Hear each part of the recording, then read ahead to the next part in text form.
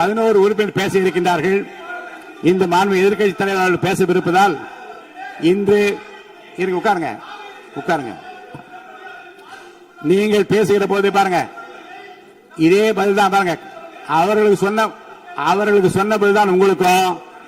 இந்த பிரச்சனையில் பாருங்க, இந்த பிரச்சனையில் உங்கள் கருத்துக்களை நீங்கள் பேசுகிற போது ஏற்புடைய வகையில் நீங்க குறுக்க பேசுறீங்களா? பாருங்க உட்காருங்க உட்காருங்க உட்காருங்க உட்காருங்கன்னு சொல்றேன். இப்பதான் சொன்ன மரபு என்ன? உட்காருங்க மான் உறுப்பினர் உட்காருங்க உட்காருங்க. நீங்க உட்காருங்க.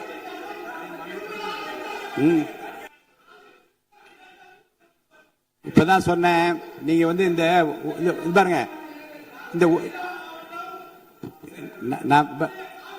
பேரவைத் தலைவர் நிற்கிற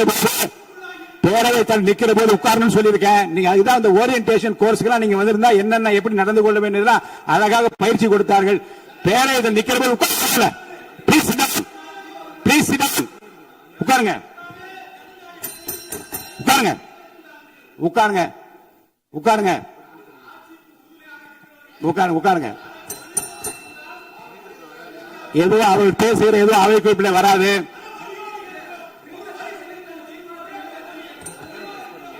தீர்மானத்தை ஒட்டி பாருங்க, அரசால் முன்மொழியப்பட்ட அந்த தீர்மானத்தை பற்றி பேச அனுமதிப்பதா இல்லையா என்பதை பற்றி முடிவு ஆய்வில் உள்ளது. ஏற்கனவே கடிதம் கொடுத்திருக்கிறீர்கள். உட்காருங்க, அமைதியா உட்காருங்க. இப்போது பேச அனுமதி இல்லை. தொடர்ந்து நீங்கள் வற்புறுத்தினீர்களானால் முடியாது என்ற பதிலை தவிர வேறு பதில் இல்லை. அமைதியா உட்காருங்க உட்காருங்க பிளீஸ்.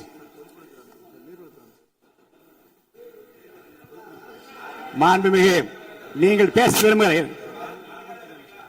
மாண்புமிகு பேரவைத் தலைவர் அவர்களே,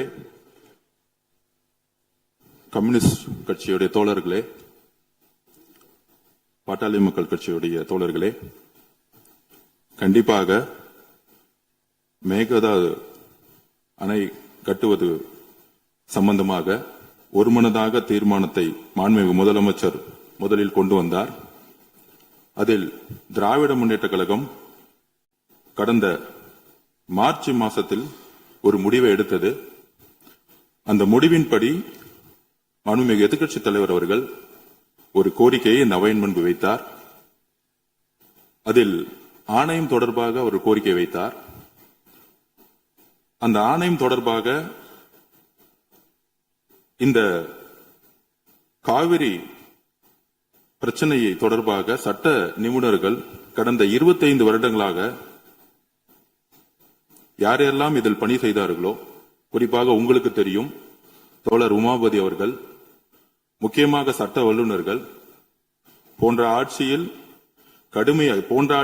கடந்த 30-40 வருடங்களாக எந்த சட்ட வல்லுநர்களுடைய அறிவுரைப்படி மாண்புமிகு முதலமைச்சர் அவர்கள் மிகப்பெரிய ஒரு டிஸ்கஷனை கொண்டு வந்து அதன்படி ஒரு மிகப்பெரிய தீர்மானத்தை கொண்டு வந்தார். அந்த தீர்மானத்தில் ஆணையம்ங்கிறதை சில பேர் தவறுதலாக புரிந்து கொண்டிருக்கிறார்கள்.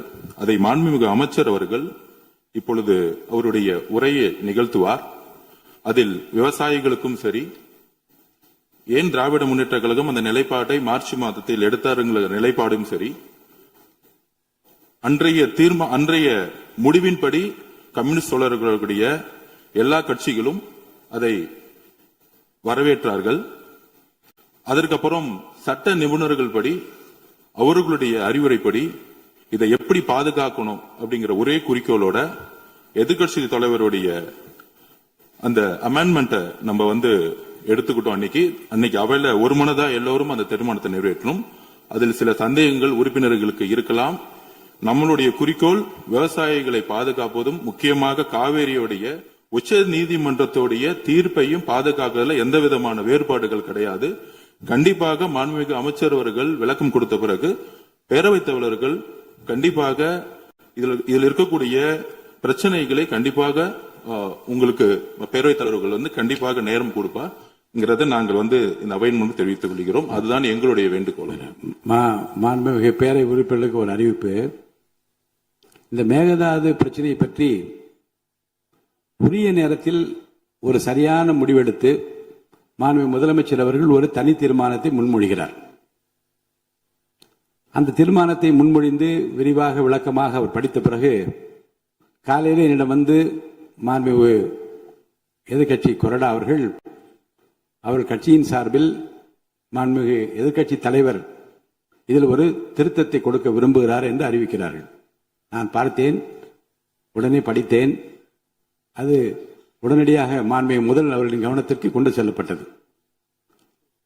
மாண்புமிகு முதல்வர் அவர்கள் அந்த திருத்தத்தில் உள்ள நியாயத்தை உணர்ந்து அவர்கள் அதை எப்படி ஏற்றுக்கொள்ளலாம் என்று உடனே அதிகாரிகளோடு விவாதித்து ஒரு சரியான முடிவை எடுத்து அந்த திருத்தங்களோடு அந்த தீர்மானம் இந்த அவையிலே முன்மொழியப்பட்டது. மாண்புமிகு அனைத்து இந்திய அண்ணா திராவிட முன்னேற்ற கழக என்னுடைய தலைவர் இங்கே பேசுகிற போது இது ஒரு பெரிய உரிமை, மேகதாது பிரச்சனை உரிமை மீறப்பட்டது என்கின்ற வகையில் இந்த திருத்தத்தை பற்றி பேச அவர் முனைந்தார்கள். நான் வாய்ப்பு அளிக்கிறேன், இந்த அவை முடிவதற்குள்ளாக அந்த வாய்ப்பு தரப்படும் என்று சொன்னதற்கு காரணம் என்னென்றால், இன்னும் சிலருக்கு மக்களுக்கும் சிலருக்கு புரிதல் இல்லையே என்கின்ற ஒரு கவலையும், ஒரு விரிவான விளக்கத்தை மாண்புமிகு அமைச்சர் அளிப்பார்களே ஆனால் அது மாமன்ற உறுப்பினர்களுக்கு மட்டுமல்ல மக்களுக்கும் ஒரு தெளிவான ஒரு புரிதலை ஏற்படுத்துமே என்கின்ற அந்த கவலையில் தான் அவரை அமருமாறு நான் பலமுறை சொன்னேன். ஆனால் பத்திரிகையிலே வேகமாக ஒரு ஹெட்லைன்ஸில் வர வேண்டும் என்பதற்காக யாரும் பேசுவதை நான் அனுமதிக்க முடியாது. ஏனென்றால் மக்கள் நலன் சார்ந்துதான் இங்கே முடிவுகள் எடுக்க முடியுமே தவிர ஒருவருடைய தனிப்பட்ட விளம்பரத்திற்காக எந்த முடிவை நான் எடுப்பதை நான் விரும்பவில்லை, எடுக்கவும் முடியாது. பேசுவதற்கு வாய்ப்பு தருகிறேன் என்றுதான் சொன்னேன். அவை முடிவதற்குள்ள அவங்க கருத்துக்களை சொல்லுங்கள் என்றும் நான் சொன்னேன்.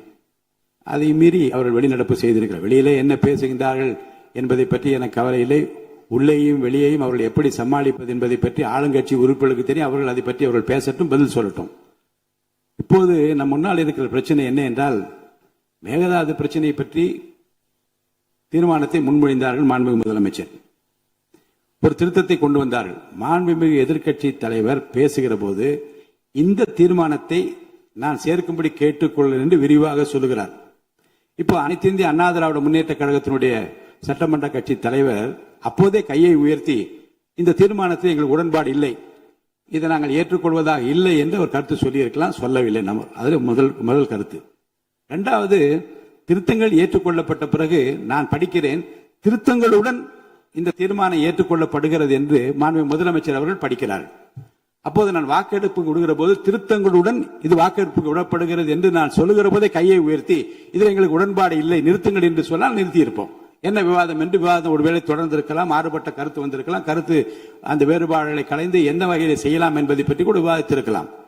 இப்போது நம் முன்னாலே உள்ள பிரச்சனை, மாண்புமிகு முதலமைச்சர் ஏகமனதாக தமிழ்நாட்டில் மக்கள் விரும்புகிற, மக்கள் ஏற்றுக்கொள்கிற, நம்முடைய உரிமையை பாதுகாக்கிற ஒரு தீர்மானத்தை கொண்டு வந்து ஏகமனதாக எல்லோரும் ஒன்று சேர்ந்து எல்லா கட்சிகளை சேர்ந்தவர்கள் நமக்காக நிற்கின்றார்கள் என்று மக்கள் நம்புகிற ஒரு பிரச்சனையில் இதை போல் ஒரு உரிமை பிரச்சனை என்ற வேறு பிரச்சனைகளை திசை திருப்ப முயற்சிப்பதும் அதை பற்றி பேசுவதும் உகந்ததல்ல, அதை நான் ஏற்றுக்கொள்ள முடியாது என்பதை நான் தெரிவித்துக் கொள்கிறேன். மாண்புமிகு கொறடா மாண்பு உறுப்பினர் வேலு அவர்கள். மாண்புமிகு பேரவைத் தலைவர் அவர்களே, நீங்கள் சொன்ன கருத்து